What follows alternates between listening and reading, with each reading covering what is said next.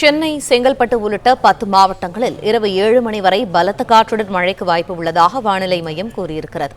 இது தொடர்பான கூடுதல் தகவல்களை எமது செய்தியாளர் மாணிக்கம் வழங்க கேட்போம். மாணிக்கம், வணக்கம்.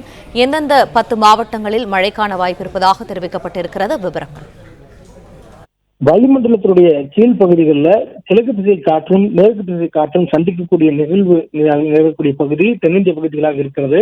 இதன் காரணமாகவும் சென்னையில் தற்பொழுது வெயில் தாக்கத்தில் இருக்கக்கூடிய வெப்பச்சலனம் காரணமாகவும் மழை தரும் மேகங்களும் அதே நேரத்தில் இடி மின்னலுடன் கூடியிருக்கக்கூடிய மேகங்களும் சூழ்ந்திருப்பதனால சென்னை உள்ளிட்ட 10 மாவட்டங்கள்ல அடுத்து வரக்கூடிய 3 மணி நேரங்கள், அதாவது பின்மாலை பொழுது 7 மணி வரையிலுமான நேரத்துக்குள்ளாக இடி மின்னலுடன் கூடிய பலத்த காற்று வீசுவதற்கான வாய்ப்பும் மிதமான அளவில் மழை பெய்யக்கூடிய வாய்ப்பும் இருப்பதா வானிலை ஆய்வும் தெரிவித்திருக்கிறாங்க.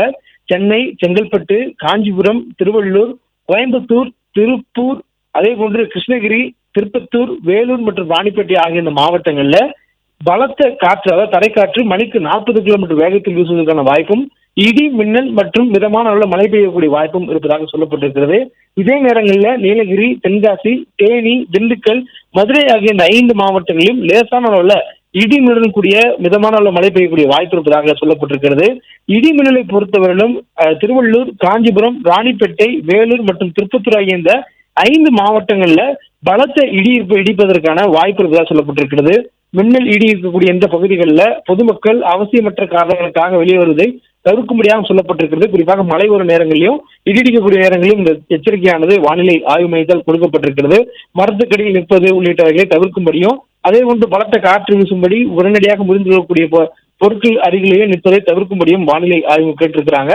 தொடர்ந்து இந்த நிலை என்பது, இதனுடைய தீவிரத்தன்மை என்பது வரக்கூடிய 1 மணி நேரத்திற்கு தீவிரமாக நீடிக்கும் எனவும், அதற்கு பிறகாக 7 மணி நேரத்துக்குள்ளாக படிப்படியாக தீவிரத்தன்மை குறையும் எனவும் வானிலை ஆய்வு மையம் அந்த எச்சரிக்கையில தெரிவித்திருக்கிறாங்க.